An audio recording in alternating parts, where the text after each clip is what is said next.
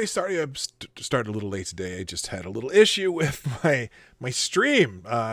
Somehow I got kicked out of Google for temporarily, and I had to go through a whole re-signing in process because I couldn't remember the last time I had to log into Google on my computer. And when you do that, you have to remember whatever password you used the last time, and that was a challenge. And anyway, I'm here now, and today we're going to talk about the children. If you know what and by the way, if you know what I'm talking about, when I say for the children and who I'm talking about, put it in the chat. I'm going to see if anyone knows who I'm talking about. Because this person used to say, well, we're going to do it for the children. And anyway, play the intro.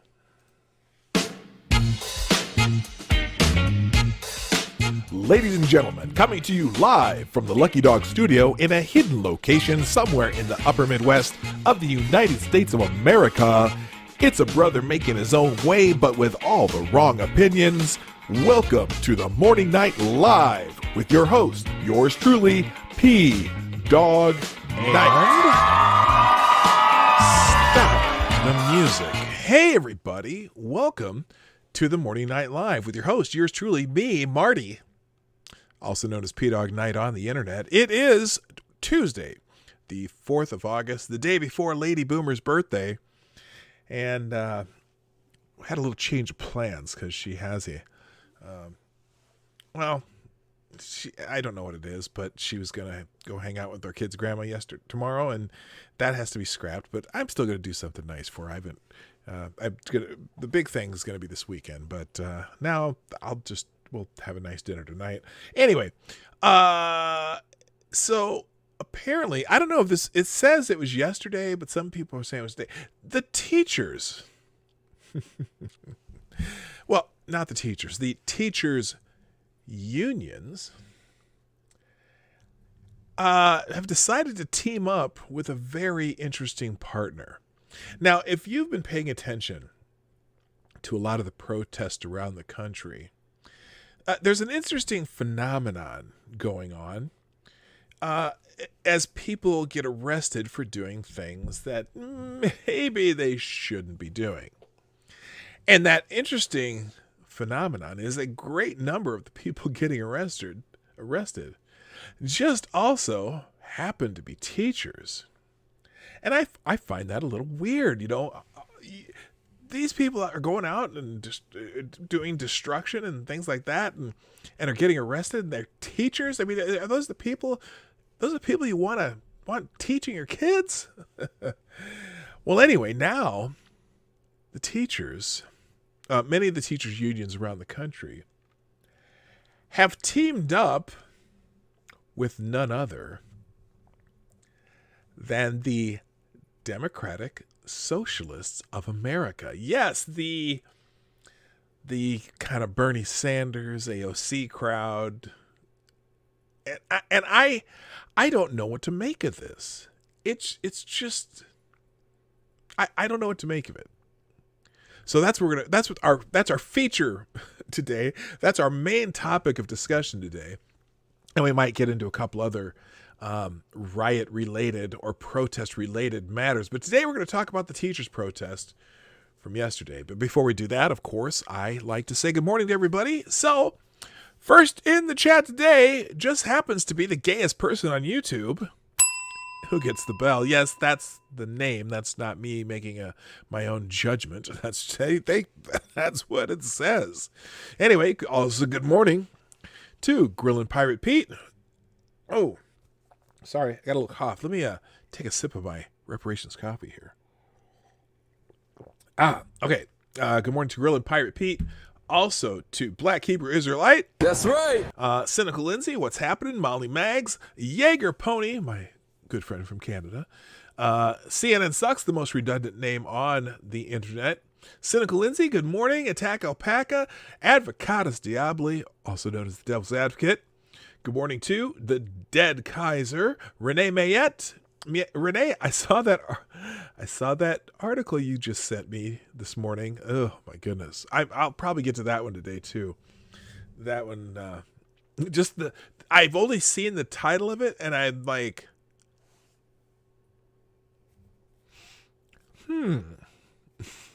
Anyway, also good morning to Pete. What's up? Maddie.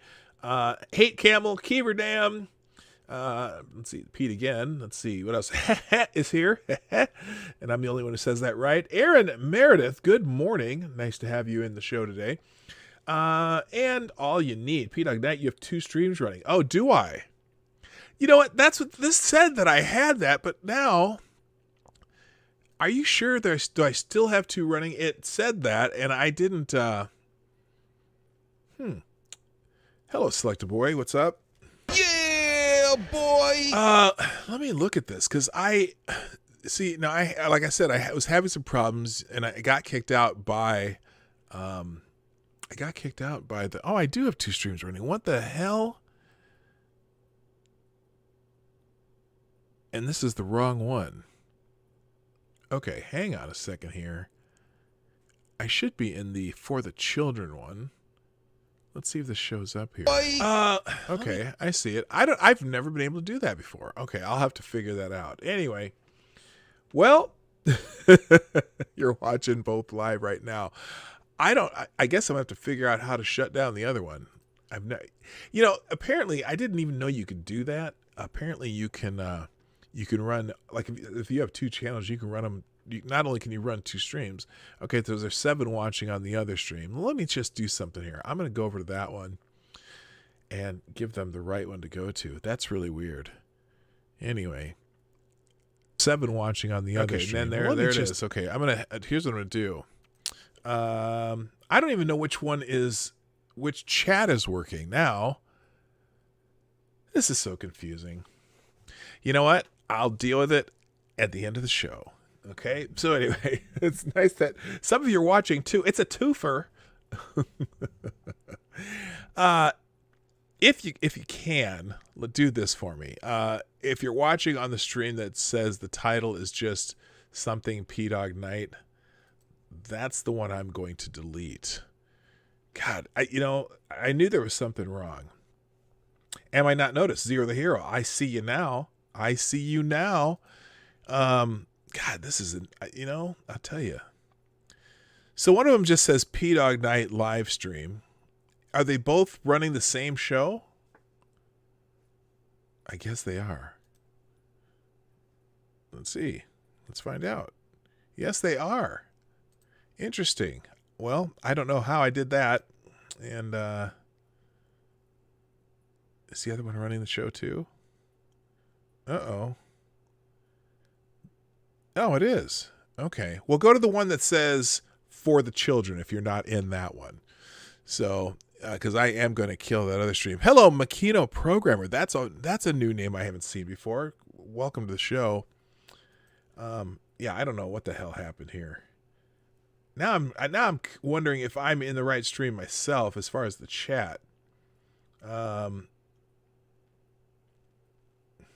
Good Lord.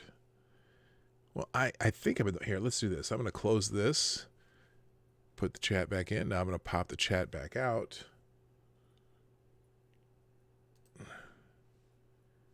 And we'll fix this. This is the first time this has ever happened to me, so I don't really know how to fix it. So for now, I know you see me twice in the window there. I'm going to fix that. For now, that's not right there. What the fuck? That's not it.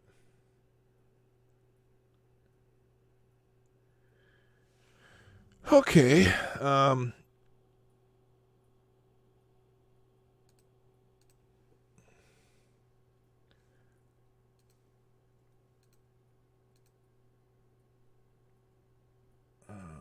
Good Lord.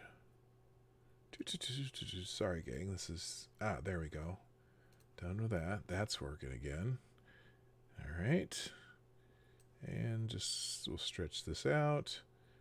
Well, we're just going to deal with it the way we deal with it. All right. Keep the Morning Light Live number 387 for the children open and kill the P-Dog Night stream. That's what I'm trying to do. Well, you get to watch the sausage being made today, folks. We are going to talk about teachers eventually here. let's see. Let me go manage streams here. I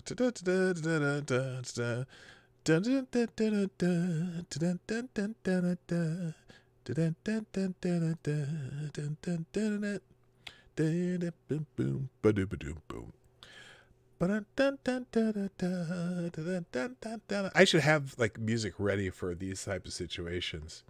You know, it's going to be an awesome stream when you have technical issues in the bidding. Yeah, I'm just saying it's fan freaking tastic. Well, there's the one. Okay, so we're going to somehow there's the wrong one. It doesn't even give me an option to shut this one down. That makes no sense. Oh my God. So I have the right one there. Here's the wrong one. Oh, you know what? I have to do that within OBS. So here's where we're gonna. Okay, I got it. I know how to do this. We're just gonna close that one while it's live. My eldest daughter, upon her first week of school in her sophomore year, encountered a teacher that had an Obama cardboard cutout and asked if anyone supported Trump. Should be illegal. Yeah, that's pretty dirty. Holy shit. You don't want that happening in your school. All right. Give me 1 second here. I'll get there. For me, P-Dog Night stream is about 8 seconds behind for the children stream. Well, we're gonna dump the for the children stream right now, and so we'll fix that by doing this. So if you're on the for the children stream, go back into my channel and go to the right stream, because we're gonna dump this one starting right now. And I understand it's leaving permanent. Okay, let's make sure I did the right one. All right, that one is going to be dead any second now. All right, we're back. Back to the children. For the children. Did anyone know the question? Did anyone know the answer for that? Everyone noticed that? Okay. So I'll wait. I'll just leave that in there. Like this stream and share it on Twitter. By the way, W.R. Costin, how you doing? Nice to see you back. And all right, let's go. Enough of this. Enough of the sausage making. So let's talk about the teachers now. This article from TJ Media. Teachers union take to the street with the radical left, even while insisting it's not safe to return to school. Now that is an interesting dichotomy. Do I have a WAPO subscription? I think I might have found one that might be interesting. You know what? I just do archived articles of the Washington Post. I don't have a subscription, so that's how I get around it. I always go into the archive and find articles. So anyway, the teachers unions in major metros and other places that might surprise you have thrown in completely with the radical left. They partnered with the Democratic Socialists of America and other extremist groups to make some astounding demands in order to allow your children to return to school. Demands that make you think about homeschooling. I'm so glad that we're past that for now, and that my kids' children, which they do not have yet, may have some course-correcting opportunities in the near future. Hello, Cultist4. How you doing? And Sean, how you doing? So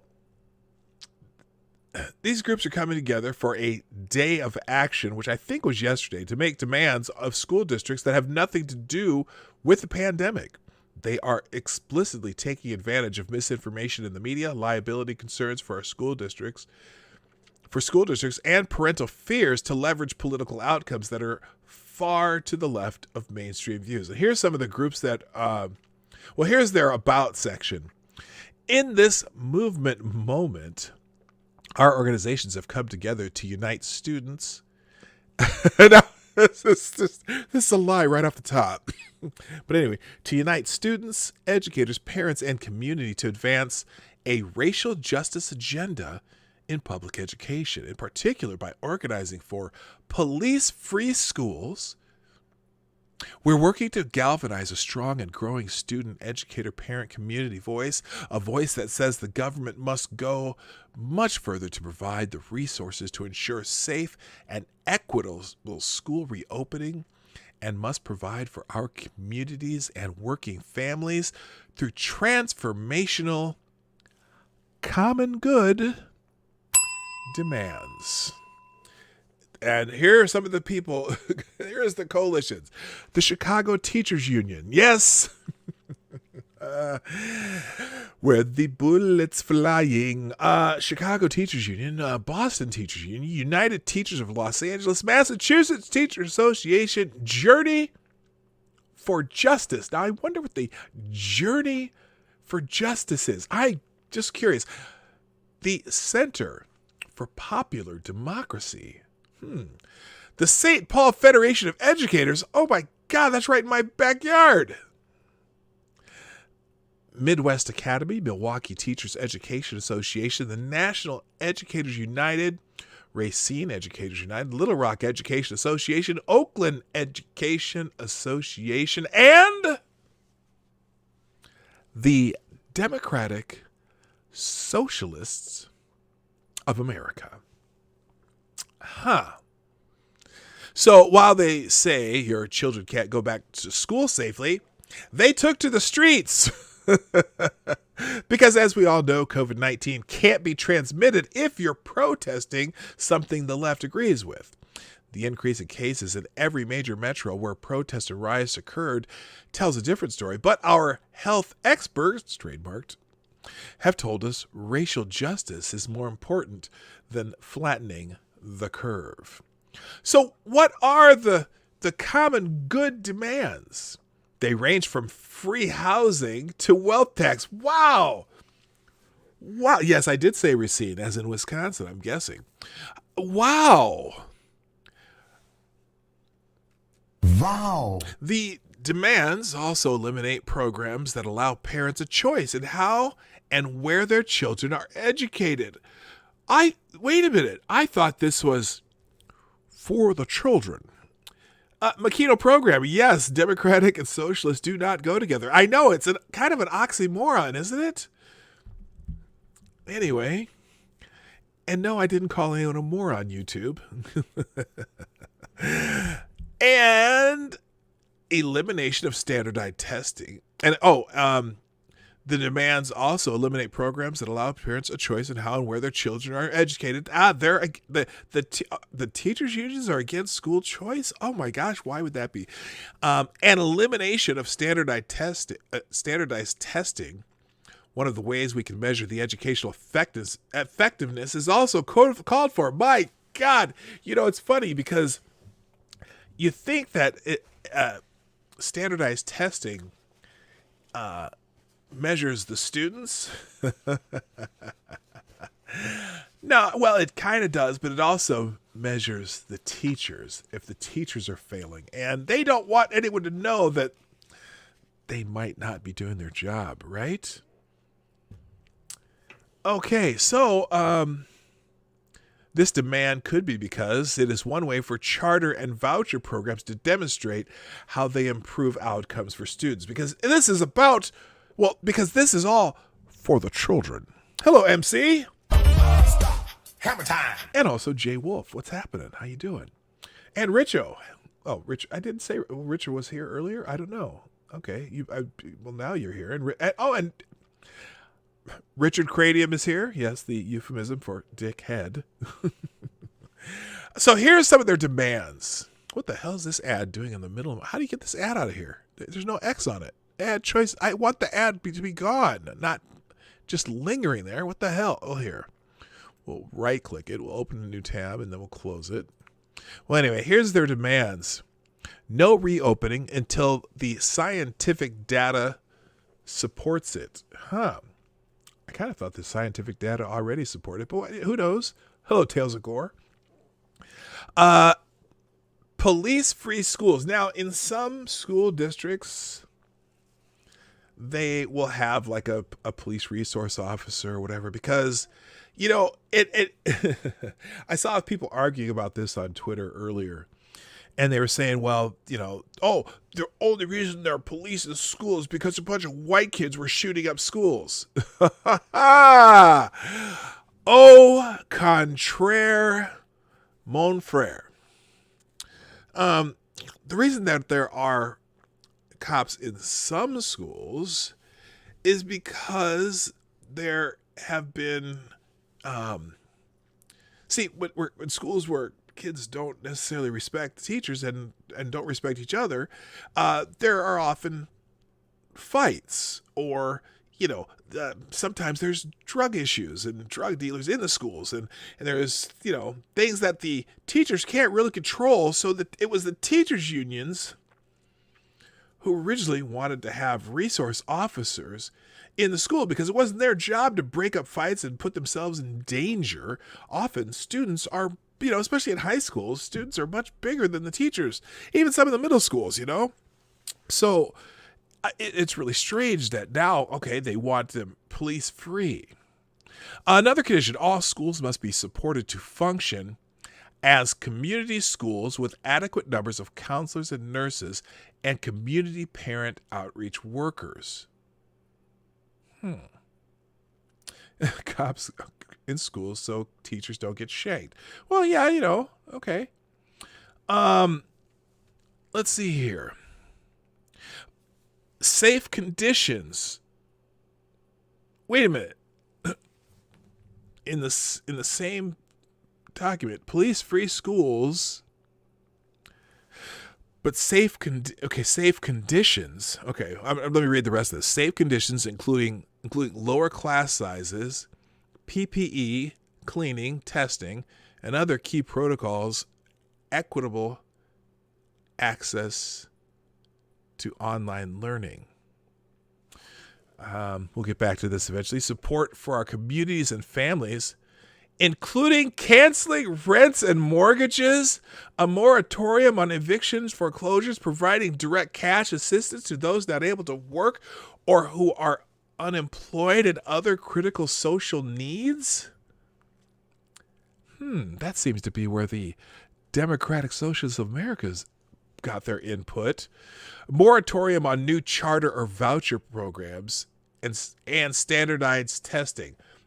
What does that do for the children? Did anyone answer the for the children question yet? Does anyone know who that is? I'm imitating. Someone will figure it out. If you got to be kind of a little bit older to do that. Massive infusion of federal money to support the reopening, funded by taxing billionaires and Wall Street. Oh, and then finally, equitable access to online learning. So interesting. The entire agenda can be discarded based on the first demand. Every bit of scientific evidence collected from other nations demonstrates that children are not a significant factor in the transmission of COVID-19, according to a rapid review of research published by the National Collaborating Center for Methods and Tools in Canada on July 24th. The key points to that: based on published reports to date, children are not a major source of transmission of COVID-19. The quality of evidence is moderate and findings are consistent. Analysts of infection clusters revealed that for children who were infected, transmission was traced back to community and home settings, or adults, rather than amongst children within daycares or schools. Within household clusters, adults were much more likely to be the index case than children. The quality of evidence is moderate and findings are consistent. In fact, there's not a single documented case of a child infecting an adult in an educational or daycare setting globally. This fact was clearly demonstrated by a genetic testing in Iceland months ago. Using a much more specific method to contact tracing by genetically mapping the virus, they could not find a single case of transmission from a child to an adult. This weekend, the CDC reiterated guidance initially published on July 23rd. There are significant risks beyond those related to the virus that demand the vast majority of our children return to in-person instruction. because they're more likely to get it at home than from each other. Here's the notation, though. Scientific studies suggest that COVID-19 transmission among children in schools may be low. International studies that have assessed how readily the COVID-19 spreads in schools also reveals low rates of transmission when community transmission is low. Based on current data, the rate of infection among younger school children and from students to teachers has been low, especially if proper precautions are followed. There have also been few reports of children being the primary source of COVID-19 transmission among family members. This is consistent with the data from both virus and antibody testing, suggesting that children are not the primary drivers of COVID-19 spread in schools or in the community. No studies are conclusive, but the available evidence provides reason to believe that in-person schooling is in the best interest of students, particularly in the context of appropriate mitigation measures similar to those implemented at essential workplaces. So have the, mask or whatever not. The mitigation methods should likely be focused on the teachers, not the students. Yeah, the teachers are more likely to spread it than the students. Several other industrialized nations, including the Public Health Agency of Canada, have decided to advise against enforced social distancing or masks for children, especially the very young. Masks in general are not recommended for those without symptoms to protect themselves from respiratory illnesses, including COVID-19. Students, children, and staff who are experiencing symptoms of respiratory illness should stay home from the school or childcare setting. Surgical masks in school and childcare settings is not recommended, as these are not settings where people are typically trained on their use, and there is a potential risk of infection with improper mask use and disposal. In young children in particular, masks can be irritating and may lead to increased touching of the eyes and face. Yeah. I want to remove from Racine to Iceland. Hey, Rolling Bear, Wikipedia snippet. And Kiefer Dam, I said hi already? Okay, cool. Now, let's see.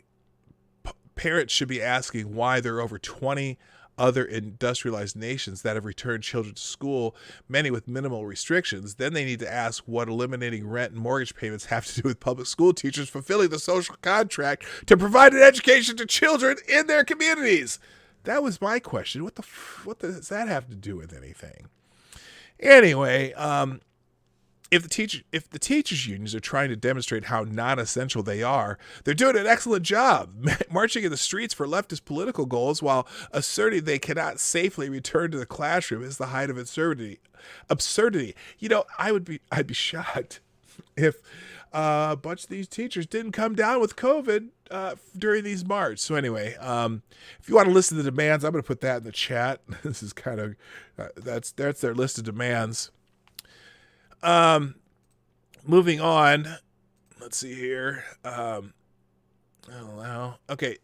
So the teachers protest in the streets and yet claim they're afraid to go back to school. And in fact, there's the picture I have in my thumbnail was a protest in Tennessee. In fact, I'm going to put it on the screen here. I think this is it. Yeah, this one right here. So this is the protest. Is this the one in Tennessee? Oh no, this is just a regular. This must be a stock photo, because none of them are wearing masks. So this must not. This is not it. Anyway, I used it for the thumbnail because it accompanied an article about this very issue. Anyway, let's make this bigger. The question of whether kids should go back to school or not has met a partisan divide, where those on the right end of the political spectrum are fully advocating for children to return to school, while those on the left claim they are too terrified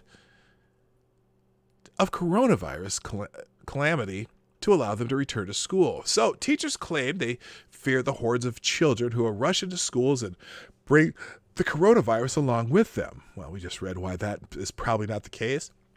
They say they are worried that they will get sick. Whenever this is brought up to show that children are not the vectors of COVID-19 as they are with many other communicable diseases, those studies themselves are called into question. It would be fair to assume that, given this pearl-clutching, breathless hysteria, teachers are hiding out in their homes, terrified and fearful that they will get sick. But they aren't.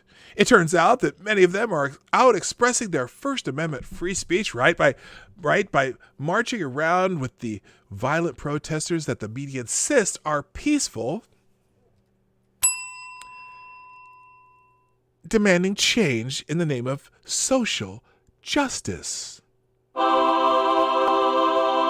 Good morning, no room for squares.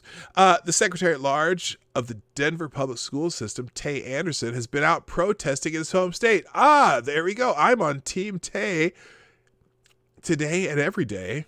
That's Tay Anderson, apparently. Despite his own activities of attending protests with masses of other people who may or may not be sick, Anderson has stated that schools should not reopen in September. Why October? 2 additional months of planning, track COVID peak in Denver expected to hit in August, work on a strategic plan with RTD on how to get students to school, cooler classroom temperatures. That's important. I know this is not a perfect solution, but it gives us more time. The Denver's Teachers Union agrees with Anderson. We need to prioritize people's lives and focus on the quality instructions, said Tiffany Choi, union president, instead of scrambling to open before the community and the schools are ready. Extending remote learning allows more time to collaborate around meticulous plans for in-person reopenings.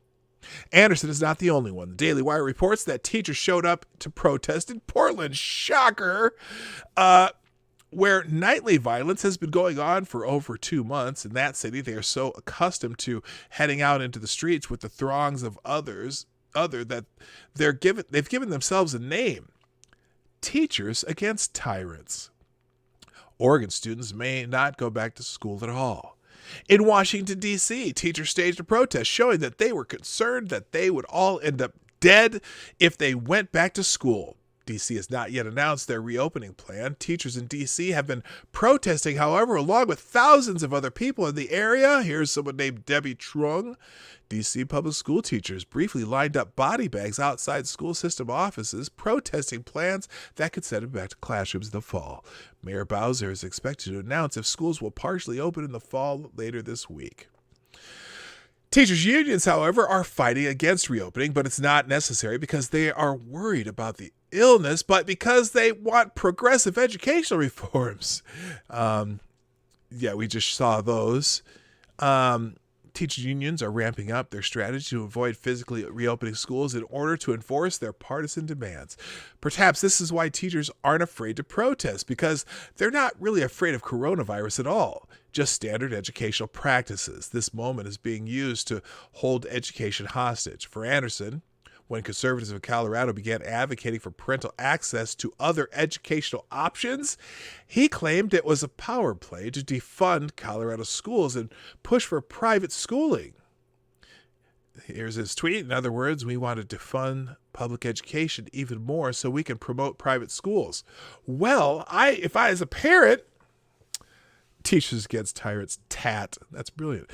If I'm a parent thinking about where I want my kids to go to school, I want to try to have some options to make sure that they have a good school to go to.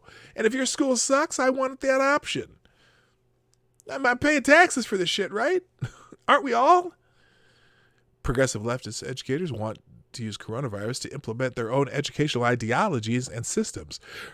Reopening is not delayed due to fears that children will make everyone sick, but over the terms of education. Yet when others who do not subscribe to a progressive ideology make their ideas known, they are not welcomed in the conversation. Yes, you are canceled.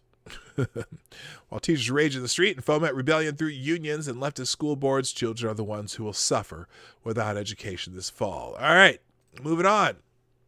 By the way, before I move on, let's do this. ladies and gentlemen. If you're on the right stream now, I think we're all here now. I closed the other one. The Morning Night Live is brought to you by you, the viewers of the Morning Night Live. Please, if you haven't done so already, share this stream. You can retweet me on Twitter, mine's Gab or Parler, or just hit the share arrow down here somewhere or down there somewhere or wherever it is somewhere down there. And put this out on your favorite social media. There's all kinds of choices when you do that. And if you like what we do, hit the like button. If you like it, like it. Bink, hit that thing. And then finally, if you want to do super chats and or donations to the show, because that always helps and it's a great incentive for me to keep going, even though I really enjoy doing this and I really appreciate those of you who come by and watch all the time. Streamlabs link is in the description down below. It's also in the chat. Or you can just go to pdognight.live. It's right up in the right-hand corner of that site. You can just right-click, open a new window, do that, and your super chats will be read live on the show. That's how it works. Anyway. All right, let's, next article.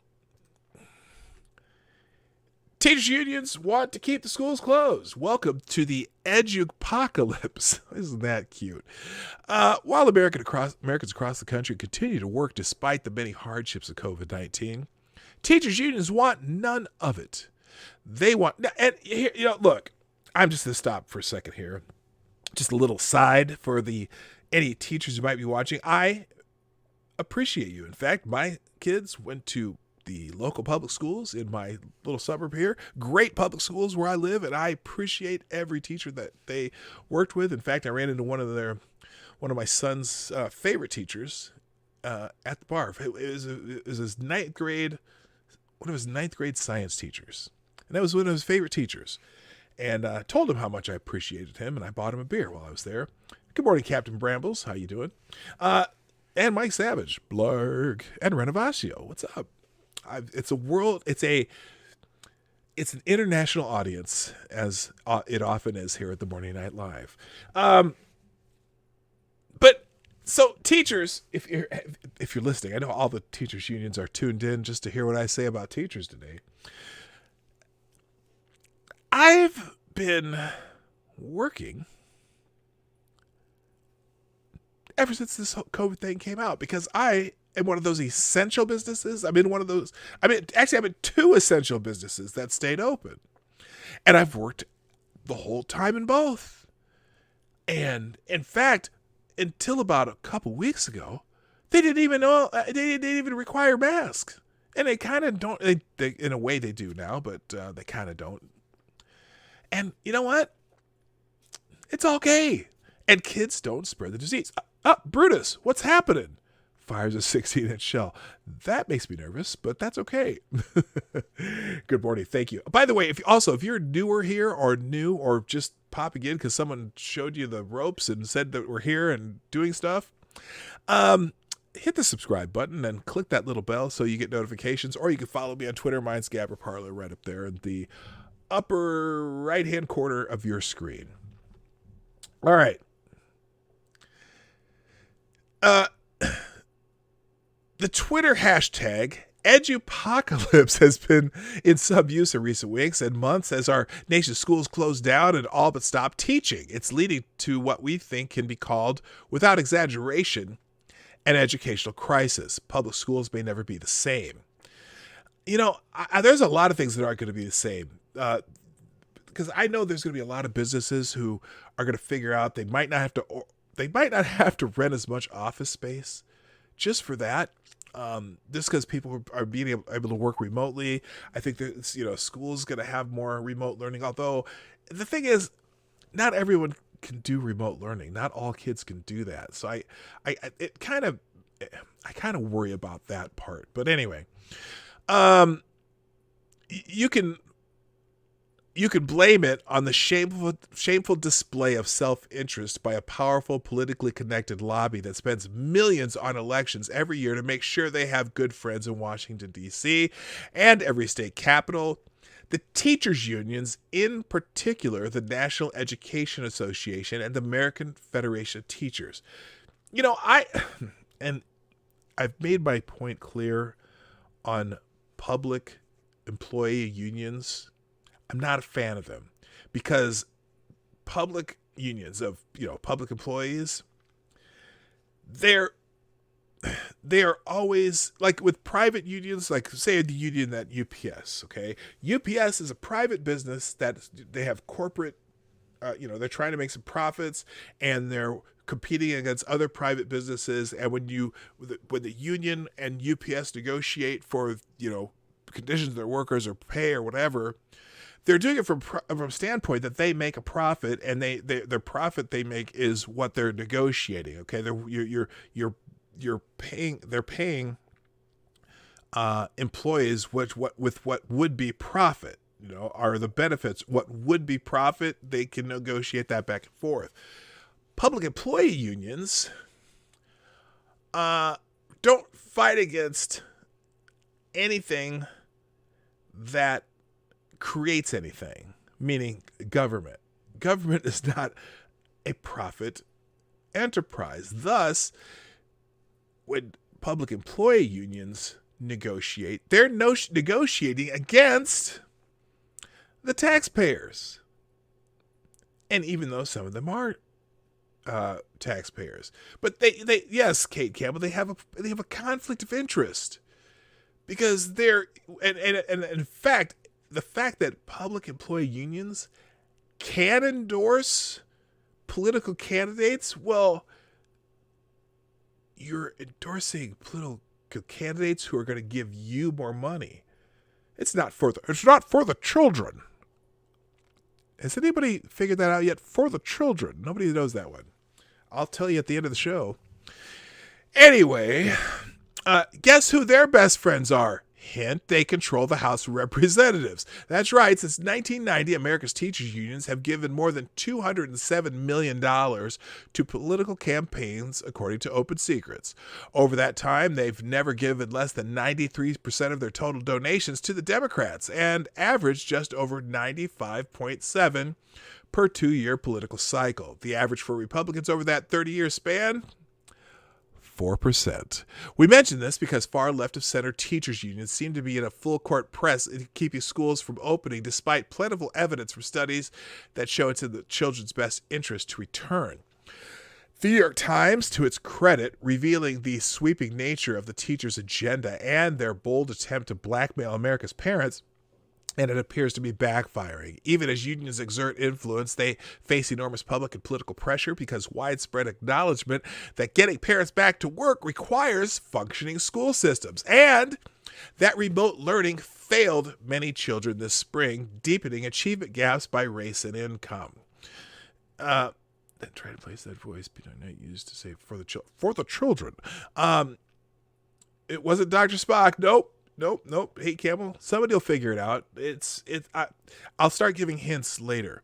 The timepiece adds, some critics see teachers unions as trying to have it both ways, reluctant to return to classrooms, but also resistant in some school districts to providing a full day of remote school via tools like live video. The idea, see, that's the thing.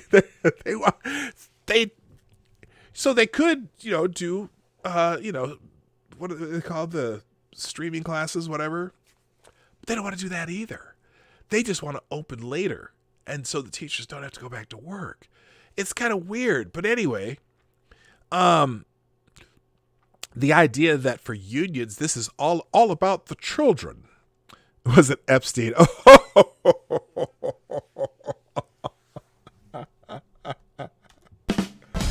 Oh, way to go there, Richo.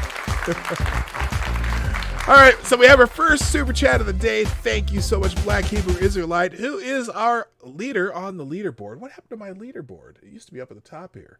Is it on this one? Where'd the hell did that go? Anyway, thank you, Black Hebrew Israelite, for the $2 super chat. It was the teacher on The Simpsons. That's right. No, it wasn't the teacher. No. What do you think about the new body cam footage of George resisting? That's right. Oh, that's wrong. FBLM, because these white liberals have killed more blacks in the riots. That's true. That's right. We'll talk about I will get into the body cam footage of George later. Short answer. I already knew George was resisting based on what the people around that situation were saying to him, and I already knew about the drugs, so it didn't surprise me at all.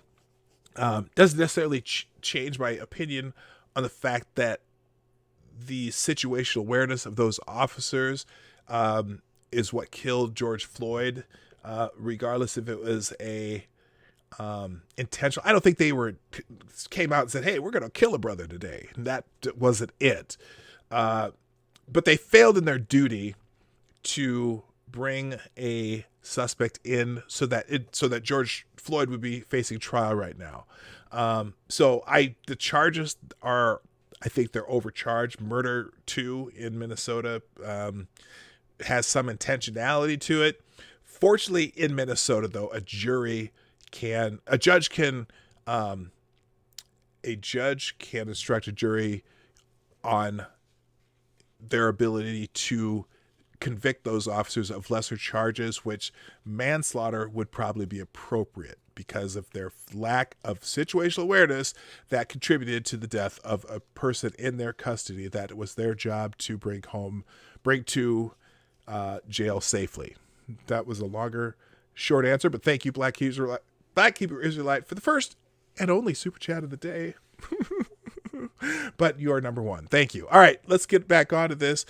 More than 10 teachers unions, including those in Boston, Chicago, Milwaukee, and St. Paul, have joined up with the Democratic Socialists of America to say that schools cannot continue in this crisis without the resources our students need and deserve. It went on to note the egregiousness of the local and national unions' extreme demand. For starters, those unions want a national ban on evictions, a moratorium on charter schools, an end to voucher programs, and the abolition of standardized testing, although they said temporarily, but whatever. They also want a massive infusion of federal money, though it's unclear how much that actually is, paid for by, of course, taxing billionaires in Wall Street. You know, if they tie everything on their wish list to taxing billionaires in Wall Street, they're gonna destroy the economy worse than I thought they were. I mean, geez. Anyway, the massive infusion, or by quote massive infusion of money, end quote, union means more pays for teachers doing less. That's true. But Greta's not happy about that. How dare you? Meanwhile, apart from the quasi-Marxist blather, there's really no reason to keep kids out of school. As the Federalist points out, according to the Centers for Disease Control and Prevention, of nearly 150,000 Wuhan virus cases in the United States from February 12th to April 2nd, only 2,500 were kids. That's a mere 1.7% of all infected, which itself is a minority of the country. In addition, the American Academy of Pediatrics notes that since the pandemic began at the state level, children have accounted for just 0 to 0.8% of fatalities. 20 states have had none. COVID-19 is a major threat mainly to elderly people with lots of comorbidity factors, not to healthy kids. Teachers can be safe by taking the normal precautions of masking up. It's not even the kids who need to mask up. The kids aren't spreading it. It's the teachers who need to mask up. Anyway, we know the gist of this. So anyway, like I said, it's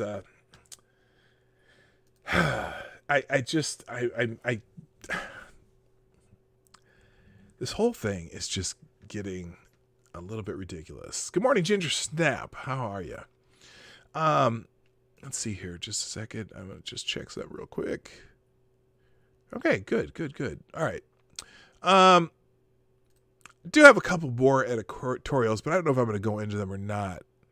Oh, well, here's one though. There's a teacher. Someone who's a teacher here that says, "Hey, teachers, leave them kids alone. All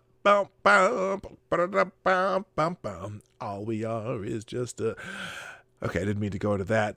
Teachers, if teachers don't work, we shouldn't be paid. Yes, someone gets it. Some teacher gets it.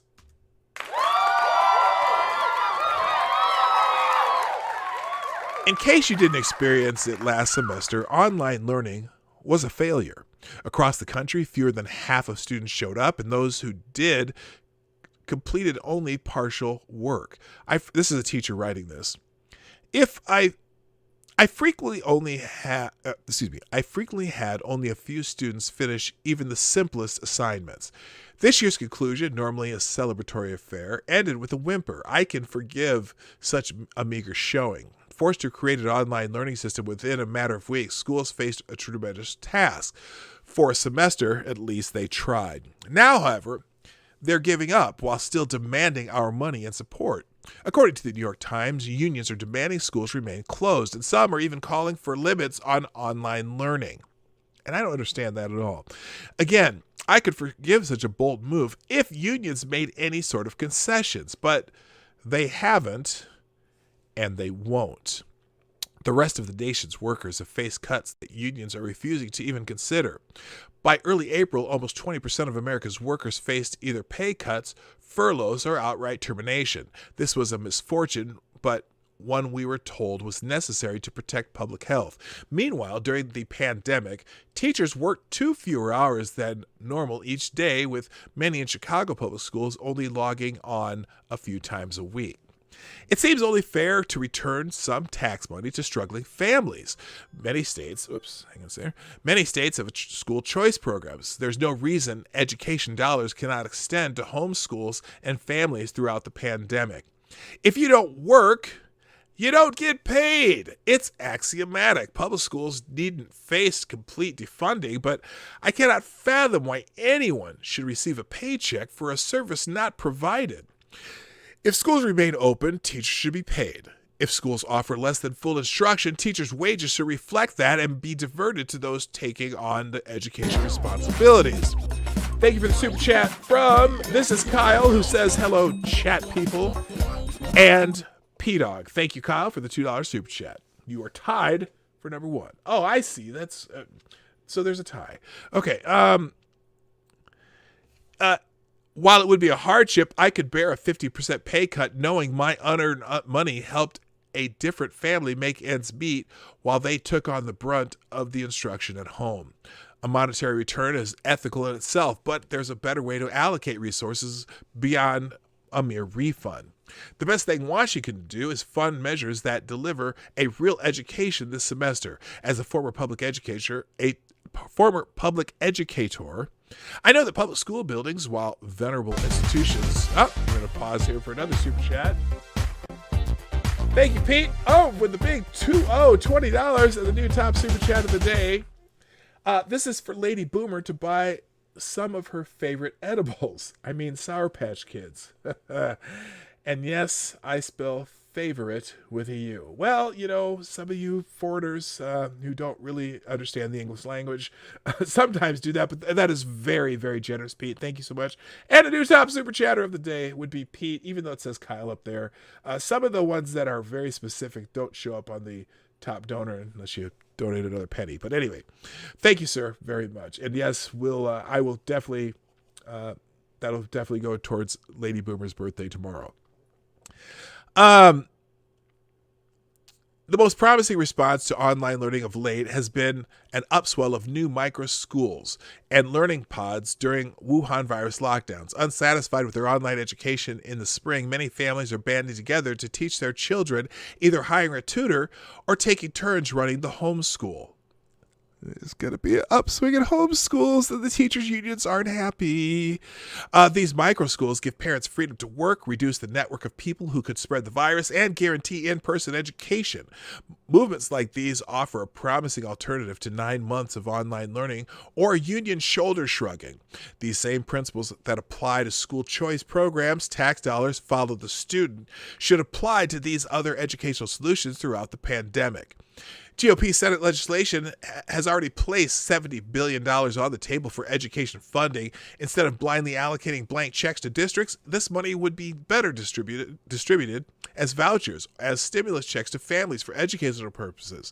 If a family is content with their public school response, that district can still receive stimulus funds. Otherwise, families and pods could use this money for their newly created homeschools, supplies, and tutors. Several states tried similar measures even before the pandemic.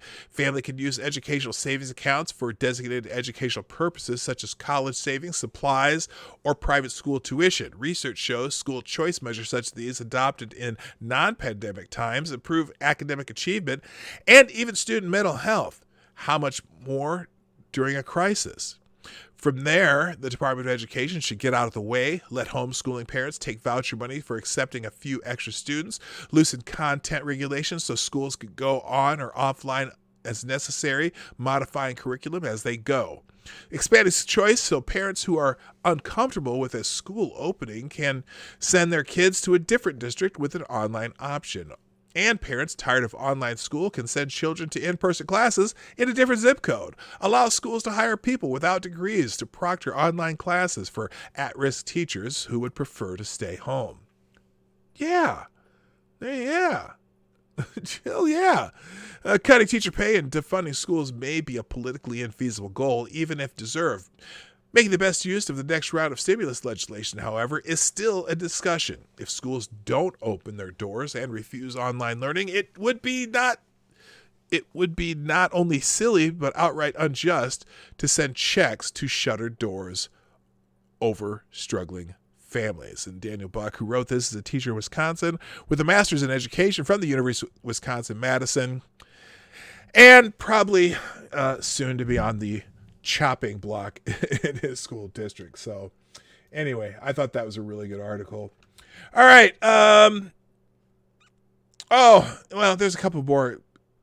I'm going to stick with school stuff today. Let's just stay with the school stuff because this one I saw yesterday and I thought to myself, have these MFers lost their MFers mind? I should go Samuel L. Jackson on these dudes. But anyway. Have these motherfuckers lost their motherfucking minds? I can't believe there's all these motherfucking snakes on this motherfucking plane. Anyway, there's my swearing for today.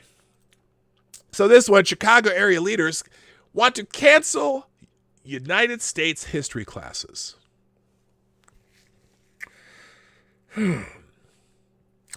Chicago area leaders, led by State Representative LaShawn K. Ford, of course a Democrat, urged the Illinois Board of Education to end U.S. history classes in the state's public schools until a curriculum that, in their view, is not racist can be created.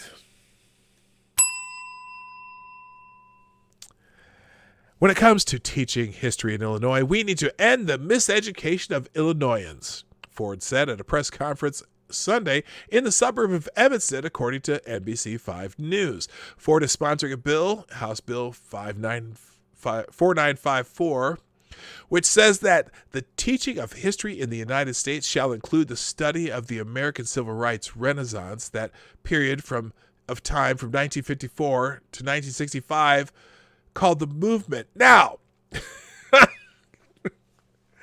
know what's funny about this? Now, I was in high school. When was that? I can't even hardly remember. I graduated in 1982.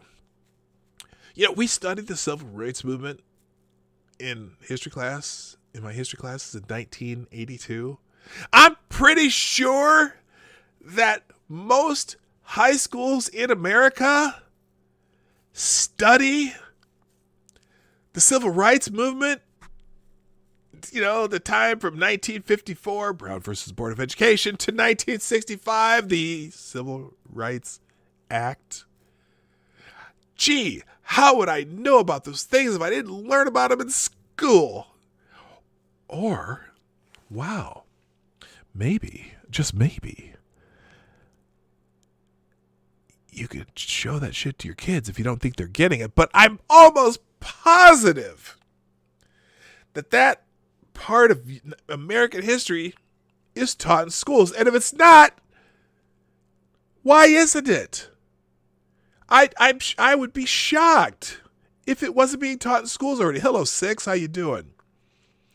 Anyway, he said during the press conference, I'm calling on the Illinois State Board of Education and local school districts to take immediate action by removing current history books and curriculum practices that unfairly communicate our history. Until a suitable alternative is developed, we should instead devote greater attention towards civics. Civics? That's the thing they don't teach in school very much, is civics. And ensuring students understand our democratic processes and how they can be involved. I'm also alarmed that people continue to display symbols of hate, such as the recent display of a Confederate flag in Evanston. You know,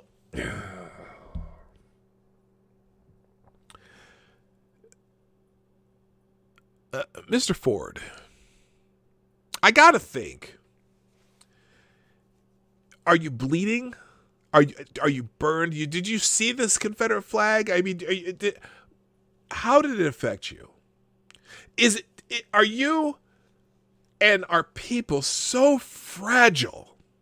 I know they like to talk about white fragility, but let's just stick to what I'm saying here. Are y'all so fragile that seeing that flag is going to hurt you so bad that you can't function as a human being? My God, I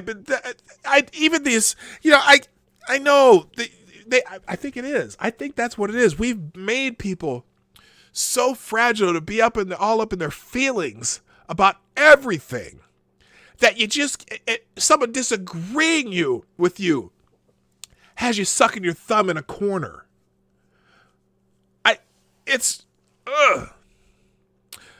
The bill also states that it, quote, adds a commemorative holiday, January 15th, to be known as Humanitarian Day and observed as a day of respect for the principles of human and civil rights, and to involve the use of the colors white as visual affirmations to practice these principles. What?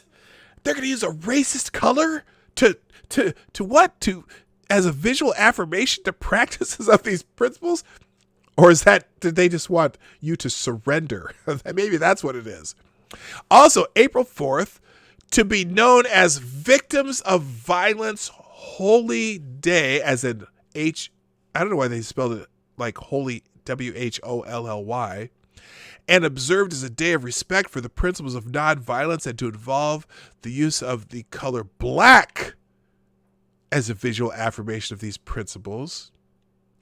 And August 28th to be known as Dream Day and observed as a day of respect for the spiritual and moral principles of peoplehood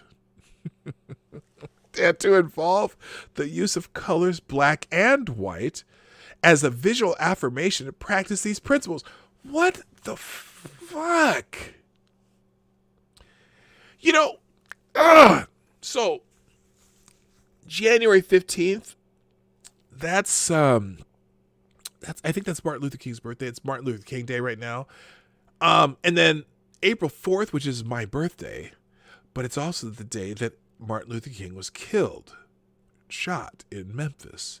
Now, I'm not sure what August 28th is. I'm surprised he did. They left out Juneteenth. They left out June 17th or June 19th or whatever you want to call it, whatever day that is. This is interesting. And I think the Martin Luther King holiday, I don't know what the official name of it is. I think it should be the Martin Luther King National Civil Rights holiday or whatever. Something about national civil rights. I don't know. Jai Rusha. Hello, how are you? Subscribe, Junior Kai Vines on YouTube. Why would I want to do that? I'm not sure. You're my first spam. Welcome to the show. I'm so excited that I got spam on my show. That never happens. Anyway, Jai, if you want to say anything else about what we're talking about, I'd like that too, though. I don't know who you are, but whatever. Anyway, August 28th was the I Have a Dream speech. Oh, that's right. I see.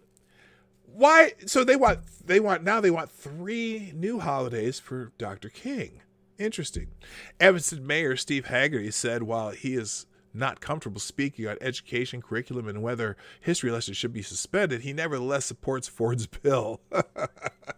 Well, if you're not going to speak on it, you might want to tell us why, you dumbass. Anyway, he said, I'm interested in learning more and believe the history of black people should be taught to all children and include all groups. Women, Latinx. What the fuck is Latinx? It's not real. Some Latino people don't like that. And Native Americans who helped build America, he added. Malachi Gardner, a board member of We Will, an organization of women that states it is pro-choice, pro-racial equality, and pro-education equity, also weighed in on the situation. Pro-equity is, there's no such thing as equity in human beings. Human beings aren't equal, so there's never going to be equity among human beings. You have equity of opportunity. You have the opportunity to grow as far as your talents and abilities will let you. There's no such thing as equity, okay? Some people just have more drive than others. Some people have more smarts than others. Some people have more physical gifts than others. I have all 3. The miseducation. Oh, she says the miseducation of our children must stop. It's for the children. Does anybody know who that is yet? Okay, here's your hint. Pre-2000, it's from the 90s. It's from the 90s, and it's a government official who said, we're going to do it for the children. It is urgent that it comes to an end as we witness our current climate become more hostile. Who's making the climate more hostile? Just saying. She continued, miseducation has fed and it continues to feed systemic racism for generations. If black history continues to be devalued and taught incorrectly, then it will call for further action. Please, I need to know the system. Bill Clinton is close, but not, that's not it. But Bill Clinton is not no family relation, but it is related to Bill Clinton for the children. As Breitbart News reported Friday, Black Lives Matter activism materials, including the New York Times 1619 Project, revisionist history, which claims America was founded on slavery and racism, are being incorporated into curricula of some government schools, including those in Chicago, Newark, New Jersey, Buffalo, New York, and Washington, D.C. A Michigan school board created a firestorm recently when it approved a Black Lives Matter resolution that states its community is, quote, a primarily white school district, end quote, that occurred as a result of endemic racist housing policies, restrictive covenants, and intentional urban planning that prevented people of color from even entering white spaces. Well, no, it's not Epstein. Oh my God. Senator Tom Cotton, Republican of Arkansas, has introduced the Saving American History Act of 2020, which would ban federal funds for schools that teach the revisionist 1619 Project. The New York Times 1619 Project is a racially divisive, revisionist account of history that denies the noble principles of freedom and equality on which our nation was founded, said Cotton. Not a single cent of federal funding should go to indoctrinate young Americans with this left-wing garbage. You know, I beg to differ with Senator Cotton on one thing. One, I am not a fan of federally funded public education anyway. I think that should all come from the local level, from the state level, and the federal government needs to get their fingers out of education. And as much as I am not a fan of the 1619 Project's conclusion, I don't think should be a federal government function to tell school districts what they teach. Now, I don't want it taught in my school district the way it's laid out. There's too many inaccuracies. And also the fact that the reason there was slavery in the colonies had nothing to do with the United States. The United States was formed long after slavery came to the colonies. That was a British thing, right? So it had nothing to do with that. There was a big argument in history on whether or not there would be slavery in the colonies. And slavery won out, and they imported slaves. And really, the first owner of slaves, I'm not sure if the 1619 Project says this, but was a black man. So, but what have you. I don't think it's the federal government's job to tell you what local school districts must teach. I don't think it's the federal government's place to tell school districts what not to teach. I would oppose the 1619 Project being a major part of education. There are obviously parts of history that involve black people that need to be taught in schools. I think you should teach about, the slavery, the civil rights movement. I think those important figures in history from the time period that they're talking about, 1954 to 1965, even up to, even today, whatever. I think those are important things to be taught, but there should be no federal involvement. Before Common Core, 2 + 2 = 4. After Common Core, 2 + 2 = 5. Yeah. But Brutus, there are people now saying that 2 + 2 = 4 thing, because some people have those t-shirts. Some people are saying that's white nationalists pushing that. That's a racist thing now. Did you know that? I just heard about that the other day. Not knowing, most people anyone who's read 1984 would understand it.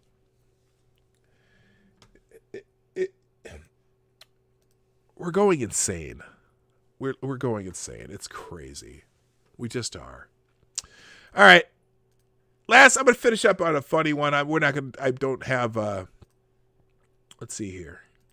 Well, I should probably figure out what's going on in the world. If anything new. A couple thank yous before I move on. Thank you, Tyler F., Rolling Bear, Truckin' Bear, Hate Camel, RVA, Becca Fairley, Jay Wolf, Maddie, Cynical Lindsay, and all the people who have been sharing the stream out. That is huge. Yesterday I was on, not Monkey in the Morning, Monkey's After Party. Monkey and I chatted for a little while yesterday afternoon, and I got like 29 new subs yesterday. That was awesome. And also I've been getting just a steady stream of subs just because you guys share the show. I mean, there's 1 or 2 a day sometimes. And I really appreciate that. That helps so much. We're getting close to that 1,000. Need about 170 more. What am I at right now? I can't even remember. Let's see. Let's check my channel on YouTube. Let's see. My channel. Let's see. There's a way to get there. How do I get to my channel? That's stupid. I think we're at 833 right now. Is that right? If my internet weren't so slow. It's actually not my internet. It's my computer processing my stuff when I'm during the show. Yeah, I'm at 833 subscribers, so that's fantastic. Technically, that was Monkey in the Morning. Oh, was it? I don't know. He invited me on, and when I got home, I clicked the link. Let's see if there's any breaking news. I was gonna do one more article, but let's see if there's any breaking news that I should know. Melbourne woman allegedly smashed police officer's head into the concrete when told to wear a mask. This is happening in Australia. There's some people getting a little pissed off in Australia. Richard, maybe you have some comment on this. During a press conference on Tuesday, Victoria Police Chief Commissioner Shane Patton said a 38-year-old has been charged. Let me put this on the screen. A 38-year-old has been charged with 9 offenses after she allegedly attacked a 26-year-old police officer after being stopped in Frankston for not wearing a face mask. Patton alleged that the woman smashed the head of the police woman several times into a concrete on the ground. So it's not just MAGA people who are upset about the mask thing. This happens in Australia too. I'm telling you, VIC Police Commissioner Shane Patton says 60 of the 161 fines were for not wearing masks. Pat says a trend of sovereign citizens who are baiting police. On at least 4 occasions, we've had to smash the windows of cars and pull people out to provide details. Are they making you wear masks in cars? Are you kidding me? You mean they're requiring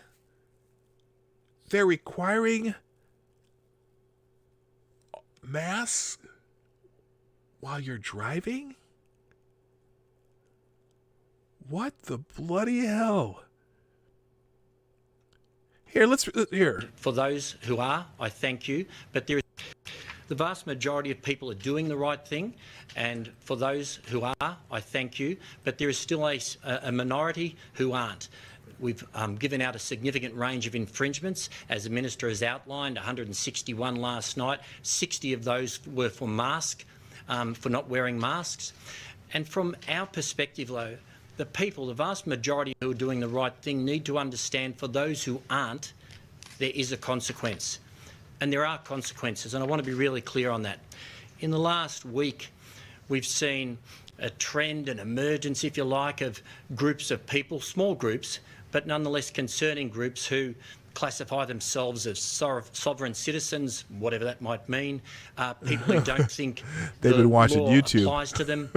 We've seen them at checkpoints, baiting police, not providing their name and address. On at least 3 or 4 occasions in the past week, we've had to smash the windows of people in cars and pull them out of there so they could provide their details because they weren't telling us where they were going.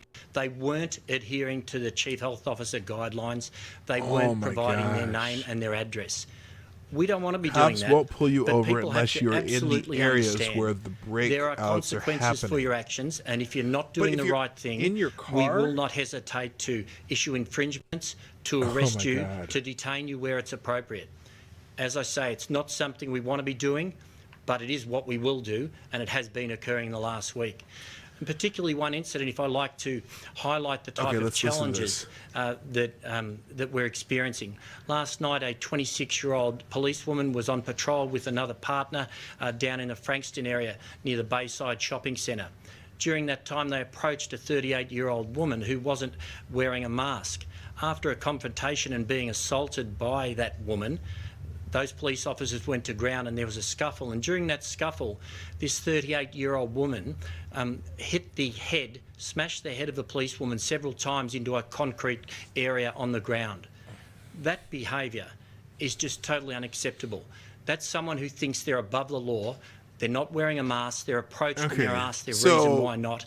And then to react like that is just completely... If the police stop you because you're not wearing a mask, it's probably not a good idea to get in a fight with them. The dramatic, well, she had her head smashed into the cement. Well, they were scuffling, which the 38-year-old woman is in the wrong.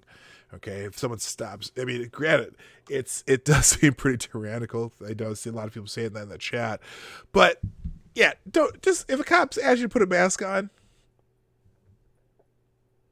I don't know. Don't fight with the cop, but it's just crazy. That's going too far. That's like the that's like the speech police in Great Britain, where they'll come knock on your door if you had if you like the wrong tweet. Nolan Ryan's trending. Why? I'm not doing trending normally, but Nolan Ryan news. On August 4th, 1993, after 46-year-old Nolan Ryan hits 26-year-old Rob Ventura with a pitch. This was one of the greatest fights in baseball. Nolan Ryan's like, yeah, you gonna come at me, son? I'm gonna whoop your ass. Nolan Ryan was quite the character. Okay, I'm not here to do that. Let's see any news here. Confusion in FDA approval of KN95 mask potentially put public at risk. The Food and Drug Administration's emergency decision to address the shortage of protective masks has opened the floodgates to 3,500 Chinese manufacturers selling products of widely varying quality, a Wall Street Journal analysis has found. Yeah, And the KN95 mask, there's a difference between the N95 and the KN95. Yeah, don't use the KN95s. Chaos in the protective mask market. FDA changed guidance midstream on which Chinese masks to trust, even as more than 3,500 Chinese manufacturers have registered to sell KN95 masks with almost no quality checks. Well, imagine that. And this is the same government you want controlling your health care. The George Floyd body cam footage is big news. Everyone's going to be talking about that. Now, this is strange wording by CNN. Oh, this is even it. This is not the one.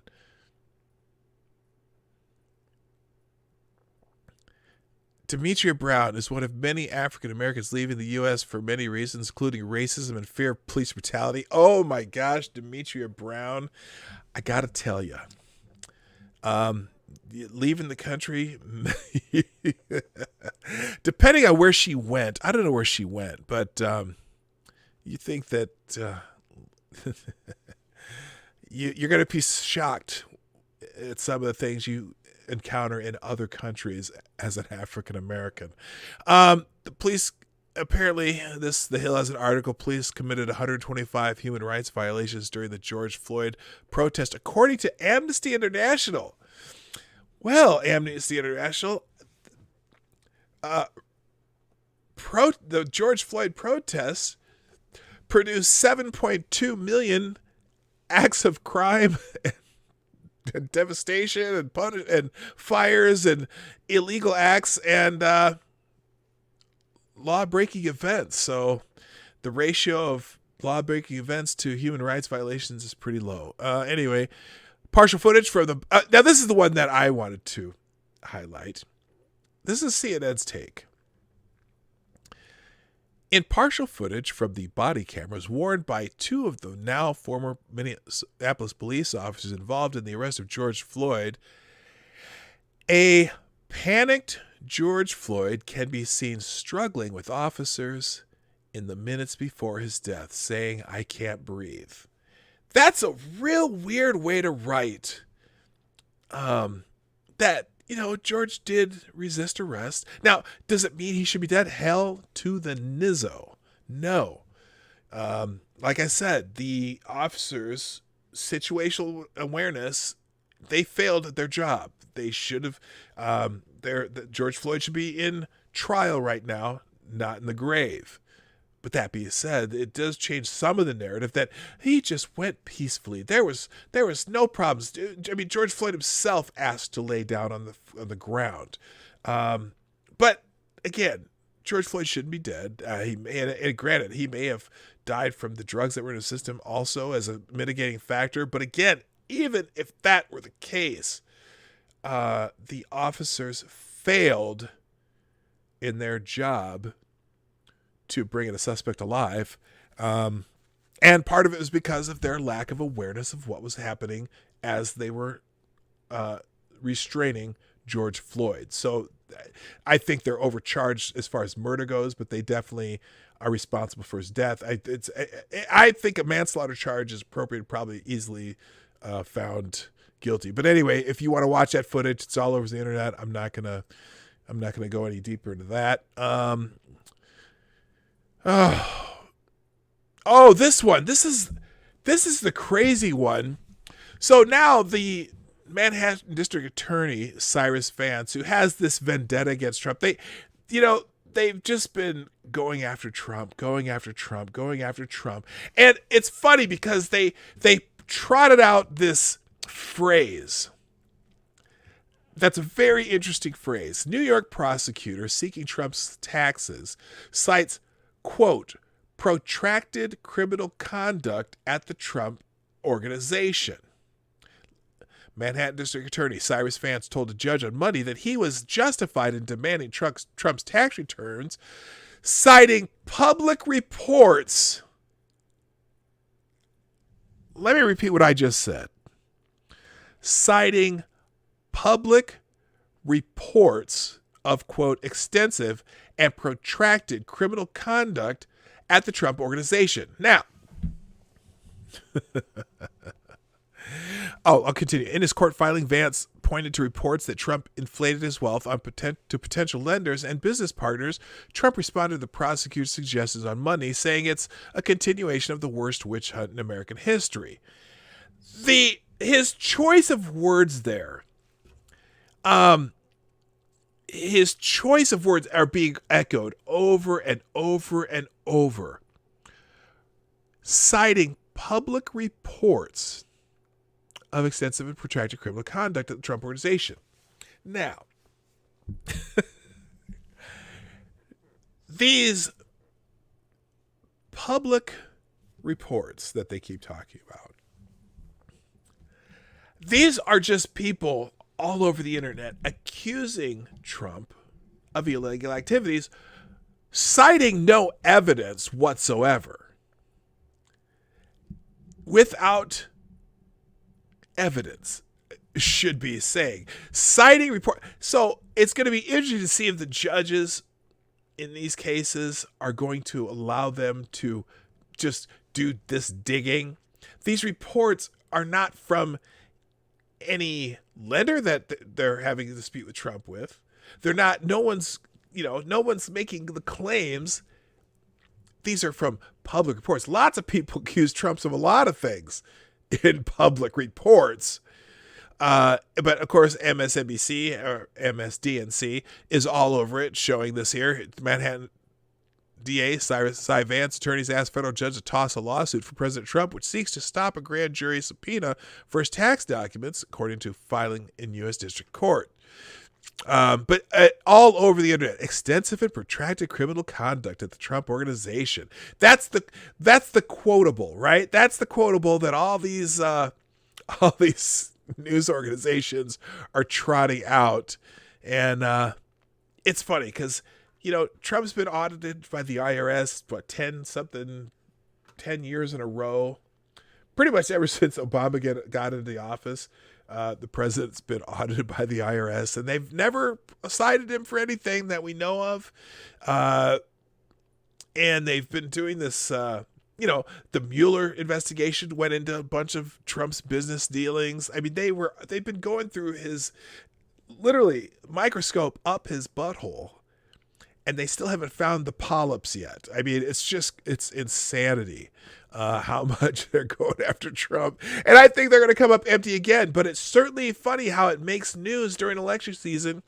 Apparently this judge they say they're probably not going to be any movement on this particular thing until the election. But it's kind of funny because one of the people who was one of the Congress people who was interviewing Bill Barr in that congressional hearing last week.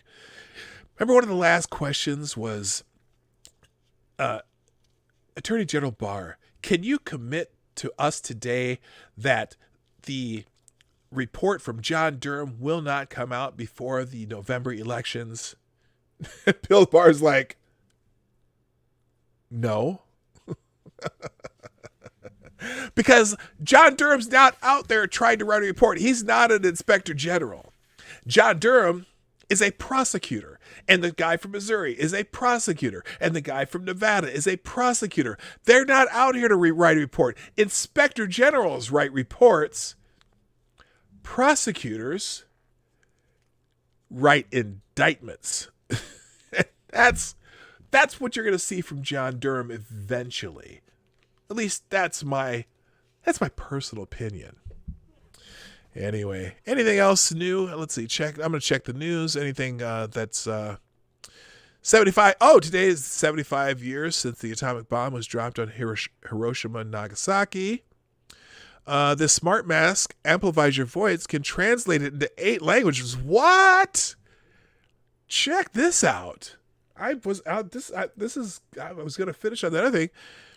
This smart mask amplifies your voice, can translate it into 8 languages. Japanese startup Donut Robotics smart mask can record users' voices, send it to another's smartphone for social distancing, and translate those recordings into 8 languages via an app. Well, that could be useful. That's kind of cool. All right. Anything else? Melbourne women, we already did that.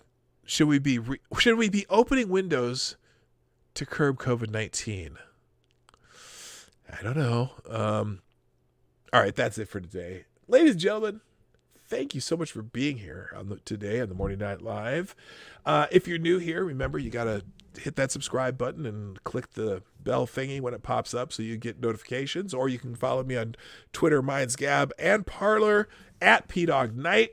I'm here Monday through Friday, 10 o'clock Eastern, 9 o'clock Central, 1500 GMT for people in other parts of the world who don't keep up with American time zones. And on your way out the door, please hit the like button because that's what we do on the internet and the YouTube, whatever thingies. You know the deal.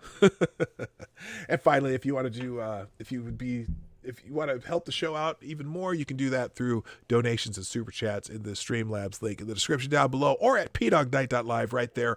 Oh, and also you can get your 2020 FFS gear. I only have 4 items there right now on the PDognight.live site. I also have a Teespring site. I'll put that in the chat someday. Also, you can do donations through Venmo and Cash App. Those are in the description down below if you don't like to use PayPal. Eventually, once I get to that 1,000 subscribers, you'll also be able to do super chats via YouTube itself. Just help me get there. That's all it takes. Anyway, that's it for today, people. I gotta go. Hang on. Whoops. Gotta be ready for this. My name is PDogNight, and I'm out of here. Watch the outro. Thank you very much. Bye-bye.